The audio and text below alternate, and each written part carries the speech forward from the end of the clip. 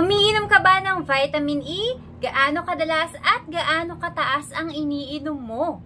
Bakit nga ba hindi nire-rekomenda ang everyday na pag-take ng 400 IU ng vitamin E? Sa nakaraang video ko po ng Myra E, sinabi ko po doon na ang recommended na intake ng Myra E ay 1 capsule per day or as recommended ng inyong doktor.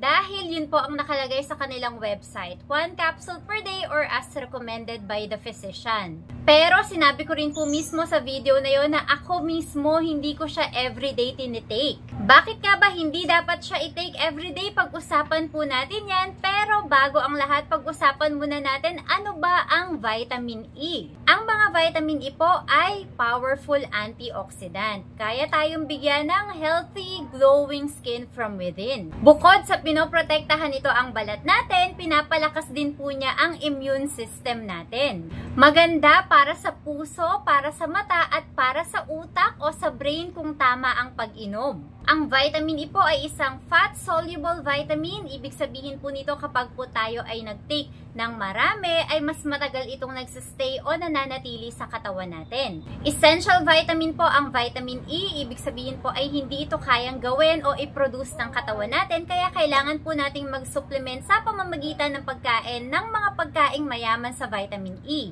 O sa pamamagitan ng pag-inom ng mga supplement. Ilan sa mga pagkain na mayaman sa vitamin E ay ang mga vegetable oils. Sunflower oil, safflower oil, corn oil, pati na rin po soybean oil. Sa mga gulay naman po, mayaman sa vitamin E ang spinach, pati na rin ang broccoli. Sa mga nuts naman po, mayaman ang peanuts, ang hazelnut, pati na rin po ang almonds. Ang RDA o ang Recommended Dietary Allowance po para sa vitamin E, para sa mga 14 years old pataas ay 15 mg lamang o 22 IU. Kada araw po yan ha. Tapos ang vitamin E po ay merong bioavailability na 10 to 79%. Ibig sabihin po nun, yun yung percentage na kayang i-absorb ng katawan natin. Halimbawa, kung iinom ka ng vitamin E na merong laman na 400 IU, hindi naman po lahat ng ito ay na-absorb ng katawan natin, hindi lahat ay nagagamit. So, yung mga sobra ay naiimbak o nasa-store lang sa katawan natin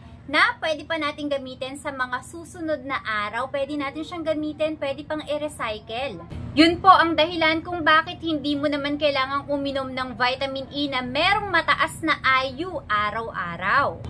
Wait lang, ibang usapan po kapag ka ito ay nakareseta sa inyo. Tulad sa kapatid ko, nakareseta po sa kanya, vitamin E 400 IU, 1 capsule or 1 soft gel capsule once a day.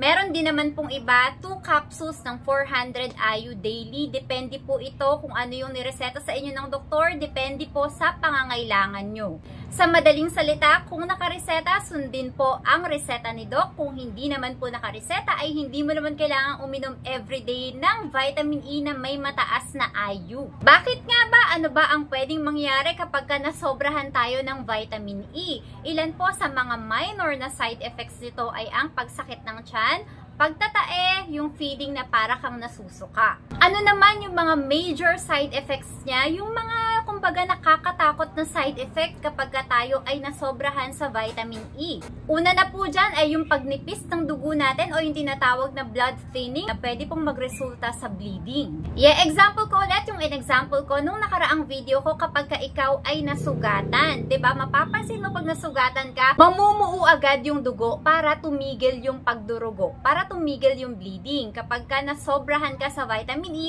pwede kang magka-problema sa blood clotting. Yung tipong pag nasugatan ka, hindi agad-agad mamumuo yung dugo at magko-continuous po yung pagdurugo mo. Pwede rin po tumaas ang risk ng pagkakaroon ng hemorrhagic stroke o yung stroke na ang dahilan ay ang pagdudugo po ng utak. Sa mga kalalakihan naman ay pwede pong tumaas yung risk ng pagkakaroon ng prostate cancer. Hindi ko po kayo tinatakot ha, ako naman po ay nagpapaalala lang. Kung madalas naman po kayo kumain ng mga pagkain na mayaman sa vitamin E, hindi nyo na po kailangang uminom ng mga capsule. Kung iinom ka naman ng mga vitamin E na merong laman na 300 IU o 400 IU, pwede mo naman itong inumin 2 times or 3 times a week. Kailan naman ang pinakamagandang oras para uminom ng vitamin E? Dahil nga po fat soluble ang mga to, maganda po na may laman ng tiyan. Yung after nyo pong kumain, tsaka po kayo uminom. Kung iinom naman din po kayo ng vitamin C, pagsabayin nyo na lang po dahil ang vitamin E at vitamin C kapag po pinagsama ay mas nagiging maganda yung effect nila. Magkano naman sila? Dito po sa butika namin ay meron kaming vitamin E na 400 IU. Ang generic po ay 9 pesos ang isa. Ang Myra E naman po ay 13 pesos ang isa. Meron din pong nakabote na Myra E, 350 pesos, bottle of 30s po siya. Pero, depende po yung presyo kung saan kayo bibili. Mapabutika, grocery, or supermarket, meron to Kaya, depende po doon sa mga kumpanyang yon kung magkano ang presyo nila. That's all for today. Salamat po sa panonood. Para sa iba pang videos na katulad nito, huwag niyo pong kalimutang i-subscribe ang channel namin, Team Castle Vlogs. Meron din po kaming Facebook, pati na rin po sa TikTok, Team Castle Vlogs. Follow niyo po kami sa TikTok. Mas marami po ako mga tanong na nasasagot doon. Kasi di po ba sa TikTok, kapag kami nag-comment ng tanong, pwede mo na agad siyang sagutin ng video. Kaya po, mas mabilis ako nakakagawa ng content doon. Salamat po. Bye!